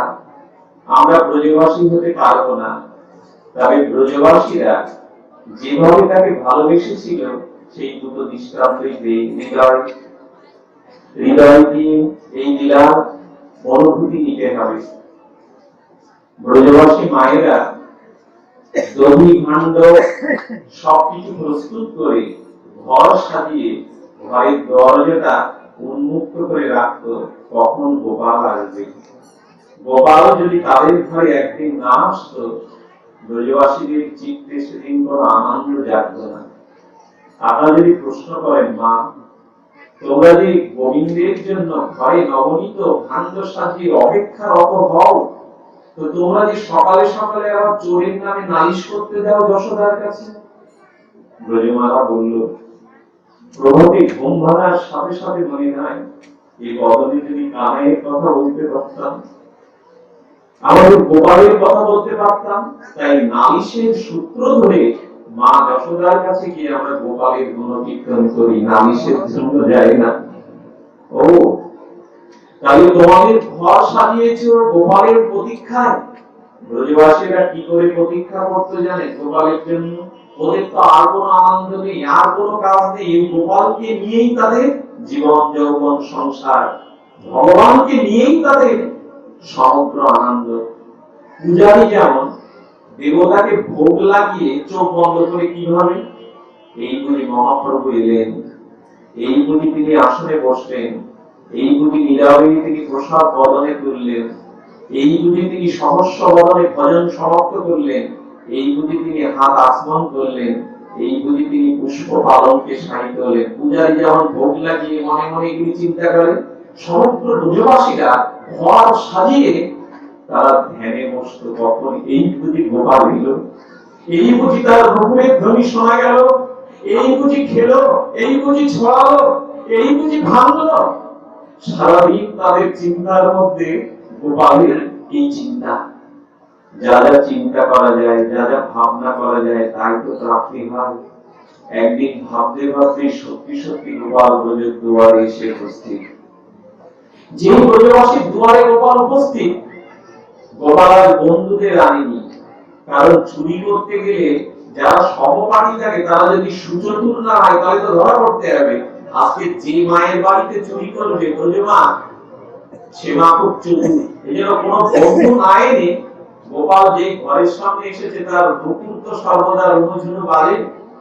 নুপুরের ধ্বনি শুনে গোপাল বলছে, সর্বনাশ, চোরের পায়ে যদি নুপুর বাজে তাহলে তো নিজেকে ধরিয়ে দেওয়ার জন্যই নুপুর যথেষ্ট, অন্য কারো সহযোগিতা লাগবে না।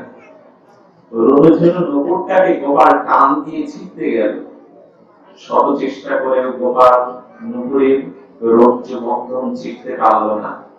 নুপুর তো সন্ধিনী, গোবিন্দের পায়ে নুপুরও কথা বলে, সন্ধিনী।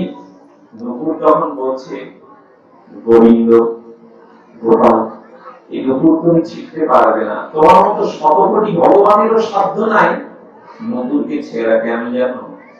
ভোর বেলা পরম সযত্নে, পরম আদরে, পরম প্রীতিতে মা যশোদা ভালোবেসে তোমার পায়ে নুপুর ঘুমিয়ে দিয়েছে।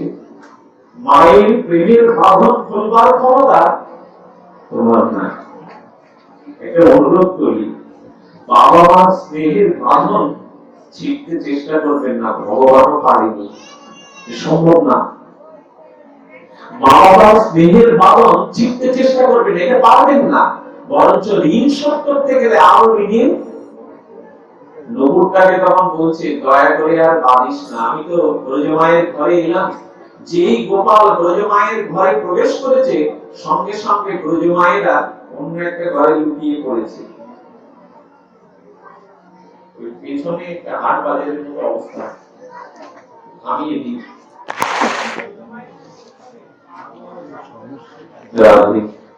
গোপাল যখন ভেতরে প্রবেশ করেছে, সব ব্রজমায়েরা লুকিয়েছে গোপালকে নিয়ে, তো তাদের লীলা খেলা চাতুরি। গোপাল ঘরে গিয়ে দেখে একটা শিশু ঘুমান্ত, আর কেউ নাই। সঙ্গে সঙ্গে শিশুটাকে চিমটি কেটে ব্যথা দিয়ে কাঁদিয়ে দিয়েছে। যেই কাঁদিয়ে দিয়েছে, শিশুর কান্না কি আর মা সহ্য করতে পারে? তাড়াতাড়ি অন্য ঘর থেকে ক্রন্দনরত শিশু যে ঘরে, সেই ঘরে ছুটে আসার সাথে সাথে গোপাল ভান্ডার ঘরের ভেতরে পলাইছে। এক বৃদ্ধা ব্রজমা ভান্ডার ঘরের ভিতরে গোপালের ঢুকতে দেখে বলছে, কে রে ঘরে ঢুকলো কে? চোর নাকি চোর? গোপাল তখন মৃদু কম্পিত ভয় ভয় কণ্ঠে বলছে, আমি। আমিটাকে ব্রজবাসী মাই তো সব জানে, প্রতীক্ষা করছিল তো তার জন্য। পূজারী যেমন ধ্যানে প্রতীক্ষা করে ভগবানের আগমনের প্রতীক্ষা, সঙ্গে সঙ্গে গোপাল মৃদু কম্পিত ভয় কণ্ঠেশ্বরে বলছে, আমি তো আমি। তুমি আবার কে? বললে, আমি বলরামের ভাই কানাই। ও কানাই, তুমি আমাদের ঘরে কেন? যে তোমরা তো বিশ্বাস করবে না, আমি এই পথ দিয়ে যেতে যেতে মনে করলাম এটা আমাদেরই ঘর, আমার ঘর ভেবেই ঢুকে পড়েছি। ব্রজমা বলছে, ও তোর চোখে বুঝি ভালো দেখছিস না কানাই? এটা তোর ঘর ভেবে ঢুকে পড়েছিস? গোবিন্দ কিন্তু ভুল বলেনি। এই পৃথিবীতে ইট কাঠ মাটি দিয়ে আমরা যে ঘর রচনা করেছি, আমরা দাবি করি ওটা আমাদের ঘর, এবং ভগবান দাবি করে বলছেন এই পৃথিবীতে যত ঘর সব আমারই ঘর, আমাকে একটু জায়গা দাও। যে ঘরে ভগবানের প্রতীক্ষা থাকে না, কখন গোপালের সেবা হবে, কখন তাকে ফুলমালা চন্দনে সাজাবো, কি আয়োজনে তাকে সেবা দেব, বিশ্বাস করুন, যে গৃহের গৃহিণীরা গোপালের জন্য প্রতীক্ষা না করে, গোপালের কোন আয়োজন যাদের ঘরে নাই, ভাগবত সিদ্ধান্ত দিয়ে বলেছে সেটা ঘর নয়, শ্মশান। ভগবানের প্রতীক্ষা যে গৃহীরা করে না, তার আনন্দ প্রচারের জন্য যা কিছু আয়োজন করে না, সেটি গৃহ নয়, শ্মশান। একথা যতদিন না বুঝব, ততদিন গৃহের তলে আমরা শান্তিটুকু খুঁজে পাবো না। একমাত্র তমেব সর্বাঙ্গস্য সর্বভাবেন ভারত তৎপ্রসাদাৎ পরম শান্তি স্থানং প্রাপস্যি। সৎসতম গোবিন্দ বলছেন, আমার বিনা শান্তি দেওয়ার, কৃষ্ণ বিনা সুখ দিতে নাহি অন্যজন। এই কথা অন্তরের পৃষ্ঠায় লিখে নিন, কৃষ্ণ বিনা সুখ দিতে নাহি অন্যজন। একদিন যদি সূর্য উদিত না হয়, সমগ্র পৃথিবীর আলো দিয়েও পৃথিবীর অন্ধকার দূর করা যাবে না। সূর্যই হল অন্ধকার দূর করার একমাত্র উপায়। সুবিধা এই জন্য যে ঘরে ভগবানের কোন আয়োজন নেই, সে ঘর বিরাম স্থান, শ্মশান গৃহ। ব্রজমা বলছে, গোপাল তাহলে তোর ঘর ভেবে ঢুকে পড়েছিস, ভালো কথা, তো তুই বাচ্চাটা কাঁদালি কেন? ঘরে ঢুকেছিস, বলো, একটু বাচ্চাকে চিমটি কেটে কাঁদালি কেন? গোবিন্দ বললেন, আমি এলে কি দূরে চলে যেতে হয়? আমি এলে তোমার কাছে আসতে হয়। আমাকে দেখে তোমরা সব দূরে চলে গেছো, তবে জানো, যারা আমার থেকে দূরে যায়, যারা আমাকে ভুলতে বসে, আমি তাদের কাঁদিয়ে, ব্যথা দিয়ে, বেদনা দিয়ে তাদের আমার কাছে আনি।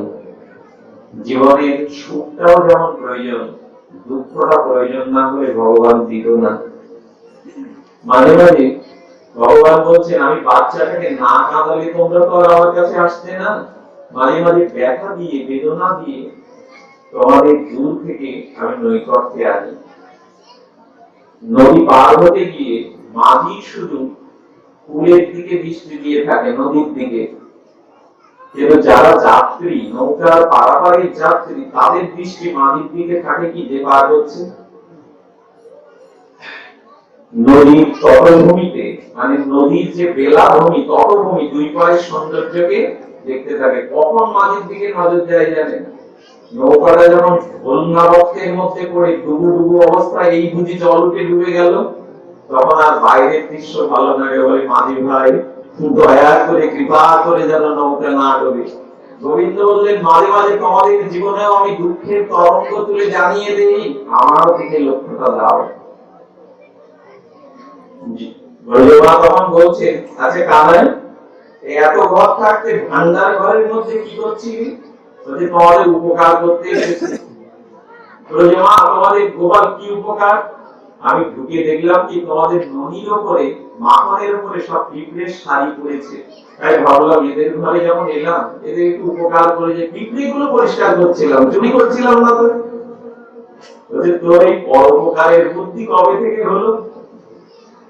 ভগবানকে নিয়ে যাদের এই খেলা, যারা প্রতিনিয়ত এই লীলাগুলো মনে মনে স্মরণ করে, বলুন তো তাদের আনন্দের সীমা আছে? আমরা তো রাত্রিক বিষয় ভাবি, ভক্তরা রাত্রিক বসে বসে এই লীলাগুলোই ভাবে, আনন্দের কথা ভাবে, আনন্দের তরঙ্গ ওঠে তাদের। ব্রজমা তখন বলছে, গোপাল, তবে উপকার করবার জন্য এসে পিঁপড়ে পরিষ্কার করছি ভালো কথা, তোর মিথ্যাত্ব ঝুড়ি ঝুড়ি, তবে তোকে একটু সাজা দেওয়া দরকার। সেই একই লাঠি তুলেছে। গোপাল ভয়ে বনদেবীর বনসভার শীতল ছায়া দিয়ে, গাছের ছায়া দিয়ে দৌড়াচ্ছে। সঙ্গে সঙ্গে গোপাল ধরে ফেলবে বলে সেই ছায়া পরিত্যাগ করে, যেখানে তপ্ত রৌদ্র বালুগুলো গরম হয়ে গেছে, ওই পথ দিয়ে গোপাল ছুটে, সঙ্গে সঙ্গে ব্রজমাসের হাত থেকে যষ্টিগুলো পড়ে গেল লাঠি। তারা কাঁদছে আর বলছে, গোপাল, গোপাল, রৌদ্র তাপের বালু দিয়ে যাস না বাবা, এই দেখ আমরা লাঠি ফেলে দিয়েছি, এই দেখ আর তোকে শাসন করবো না। তুই যে গাছের ছায়া দিয়ে যাচ্ছিলি, তোর চরণে যে কোনো তাপ লাগছে না, এতে আমাদের আনন্দ হচ্ছিল। গোপাল, তোর চরণটা এখন বালুর উপরে, তপ্ত বালুর উপরে তাপদগ্ধ হচ্ছে, আমরা আর তোকে তাড়াবো না। গোপালের চরণটা বালুর উপরে পড়েছে, তাতে তাদের চোখে জল। এই হলো ভালোবাসা। মা যেমন সন্তানের প্রস্রাব করা ভিজে জায়গাটায় নিজে শুয়ে সন্তানকে বুকের উপরে রাখে, ব্রজবাসীদের ভাবনা এরকম। ব্রজমায়েদের চিন্তা চেতনা কেমন জানেন? ঘটনা একটা বলি আপনাদের। এক ব্রজমা বহুদিন আগের কথা, কিছু রুটি ছেকে ছেকে একটু সবজি গোপালকে, ওদের আমার নিবেদন কেমন জানেন? রুটি করতে করতে ছিঁড়ে বলে, লালা খালে লালা। ওদের তুলসী পাতা দিয়ে ওরকম ভনিতা করে মানে নিবেদন না, এ তার সম্প্রদান না, এ তার দধিপথ, এইসব না, লে খালা, লে লালা খালে। মানে রুটি ছেকতে ছেকতে ব্রজমা গোপালকে দিয়ে বলে কি, ঘরের ছেলে তো, লালা খেয়ে নে। এই হলো ওদের নিবেদন। রুটিগুলো ছেকে ছেকে ঝুড়িতে রাখছে। কারণ কি জানেন? দু চারজন বাবাজি মহারাজ আছে যারা বেরোই না, ভজন কুটির থেকে ওদেরকে মাধুকরি দিয়ে আসে। ব্রজমা রুটিগুলো ছেকে ছেকে ঝুড়ির উপরে রেখেছে। অনেকগুলো রুটি হওয়ার পরে বাইরে ভীষণ তাপ, তো দুপুর বেলা, এই জন্য চটি জুতো দুখানা কোথায় নেবে, সরল অবলা মা তো কোথায় নেবে ঠিক না করতে পেরে ঝুড়ির উপরে রুটি, রুটির উপরে জুতো রেখেছে। ওই রেখে মাথায় করে নিয়ে বাবাজি মহারাজকে ধন্যবাদ করে বলছে, বাবা লিজিয়ে, মাধুকরি লিজিয়ে। বাবা তখন রুটির উপরে জুতো দেখে বলছে, মা ভোগ নেয়নি, ক্ষুধা নাই। প্রথম দিন ফিরে গেল, দ্বিতীয় দিন ফিরে গেল, তৃতীয় দিন বুড়িমা এসে ওই একই জুতো, একই রুটি মানে তৈরি করে আনে। ভীষণ তাপ। বাবাজিকে বলছে চোখের জলে, বাবা আমার কোনো অপরাধ হলো কি, তুমি মাধুকরি পাচ্ছ না? কি অপরাধ আমার? যখন বুড়িমা কাঁদছে তখন ঝুড়ির দিকে বাবাজি মহারাজ তাকিয়ে কি দেখলো জানেন? ঝুড়িতে শুধু রুটি নয়, ঝুড়িতে শুধু জুতো নয়, সেই জুতো রুটির মধ্যে সাক্ষাৎ গোপাল বসে ছিঁড়ে ছিঁড়ে সেই রুটিগুলো খাচ্ছে। সঙ্গে সঙ্গে বাবাজি মহারাজ সেই মায়ের চরণে লুটিয়ে পড়ে বলছে, মা আমরা তোকে চিনতে পারিনি মা, তোরা ভগবানকে ঝুড়ির মধ্যেও রাখতে পারি সেই ক্ষমতা তোদের ভালোবাসার মধ্যে আছে, আমার ভজনের মধ্যে নাই, ক্ষমা করে দে মা। এই হলো ব্রজবাসীরা। আমি একবার চৈতন্য বাবাকে জিজ্ঞেস করেছিলাম বৃন্দাবনে, বলছি বাবা আমি যে পরিক্রমা করে রাত 12টায় ভজন কুটিরে যান, তা আপনি পান কি? সারাদিন তো কিছু পান না। কি করে জানেন? এক ব্রজমায় দুয়ারে গিয়ে সেই রাত 12টায় জয় রাধে বলে, যেই জয় রাধে বলে সঙ্গে সঙ্গে দুয়ার খুলে দুটো রুটি সবজি মালু তৈরি বাবাজির হাতে দিয়ে দেয়। একদিন চৈতন্য বাবা জিজ্ঞাসা করেছিল, মা আমি রাত দ্বিপ্রহরে যখনই ডাকি তখন দরজা খুলে দাও, তোমরা ঘুমাও না? এই হলো ব্রজবাসী। বলছেন বাবা আমাদের কৃষ্ণ ঘরের ছেলে, তার লীলা স্থানে কোন সাধু যদি উপবাস থাকে আমরা তো অধন্য হয়ে যাব ব্রজবাসী আমরা। তাই রুটি দোখানা নিয়ে আমরা ঘরের দরজায় হেলান দিয়ে জেগে বসে থাকি, কখন জয় রাধের শব্দটা শুনতে পাবো। সম্ভব? কতটা নিবিড় ভালোবাসা এই প্রীতির রাজ্যে বাস করলে দরজা হেলান দিয়ে কাউকে ব্রজবাসীকে তুমি প্রসাদ দেবে বলে জেগে থাকে। এই দৃষ্টান্ত পুত্র আমি পৃথিবীর কোথাও নাই।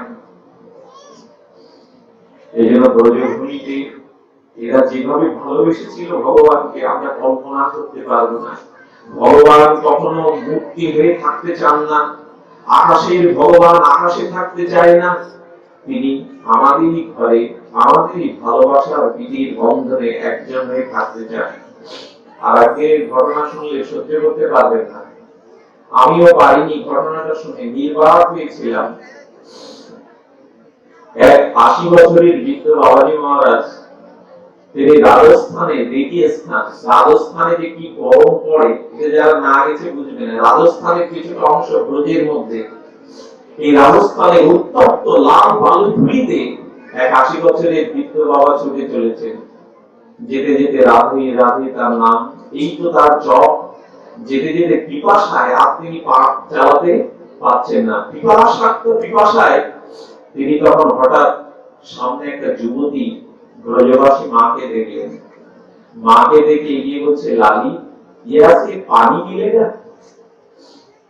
ब्रजवासी युवती বলছে, বাবা ইয়া সে পানি नहीं मिलेगा, दूर गांव से जाना पड़ेगा। ওই দূরের গ্রামে ছাড়া এখানে কোনো জলের ব্যবস্থা নাই। বাবা তখন কি করলেন জানেন? ধপ করে বসে পড়ে বললেন, রাধে এইখানে বুঝি তোমার ইচ্ছা? আমি তো জল ছাড়া এখানে বাঁচবো না, এক পাও যেতে পারবো না। সঙ্গে সঙ্গে পড়ে ব্রজবাসী বললে, রাধে তোমার যা ইচ্ছা, আমি তো আর বাঁচবো না। এই কথাটা ব্রজমার কানে গেছে। যুবতী ব্রজমা কয়েক পা সামনে চলে গিয়েছিলেন, পিছনে এসে বলছে, বাবা খুব পিপাসা লেগেছে, খুব বেশি পিপাসা। বলছে, মা জল বিন্দু না পেলে আমি পা তুলতে পারবো না, আমার জীবন হয়তো রাধারানী এখানেই অন্ত করেছেন, আমি আর যেতে পারবো না। মা বলছে, যুবতী মা খুব পিপাসা, বাবা খুব পিপাসা পেয়েছে? বলে, হ্যাঁ রে মা। কি করলেন জানেন? মাথার ঘাসের বোঝাটা নামিয়ে নিজের বুকের কাপড় উন্মুক্ত করে দিলেন। তার স্তন থেকে দুটোটা দুগ্ধ বাবাজির ঠোঁটে এসে পড়লো অলক্ষে। সঙ্গে সঙ্গে মস্তিষ্ক বাবাজি লুটিয়ে পড়লেন। মাটি বুকের কাপড় বসনটা তিনি যথাস্থানে রেখে চলে গেলেন। বাবাজি মহারাজ উঠে তার চরণ ধুলিতে গড়াতে গড়াতে বলল, মা আমার এই জন্মের না, আমার শতকোটি জন্মের পিপাসা বুঝিয়ে আজ দূর হলো। আমার হৃদয়ে আর কোন পিপাসা নাই, ইহকাল পরকালের কোন পিপাসা নাই। এই হলো ব্রজবাসীদের হৃদয়ে ভগবানের জন্য ভালোবাসা। একখানা রুটি তারা আত্মেক করে অন্যকে সেবা না দিতে পারলে তাদের মনে শান্তি হয় না। এই ব্রজবাসীদের এই প্রীতিতে তারা ভগবানকে এমনি করে ভালোবেসেছিল। নন্দ যশোদা নয়, সমগ্র ব্রজ মায়েরা এমনি করে প্রীতি প্রেমের বন্ধনে গোপালকে তারা ভালোবেসেছিল। গোপালের ভালোবাসাটা কেমন, সকালে নিয়ে যখন ফেলছেন একটা গর্তের ভিতরে 11টা পাতা দিয়েছেন, একটা পাতা ছিদ্র পাতা।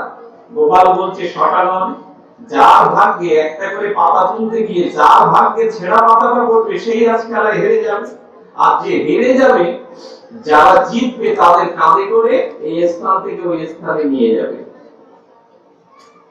সবাই যখন গর্তের দিকে হাত দেয় তখন কানাইয়ের দিকে চেয়ে বলে, কানাই তুই ছাড়া তো কোনোদিন জয় হয় না, তোর নাম করেই হাত দিচ্ছি।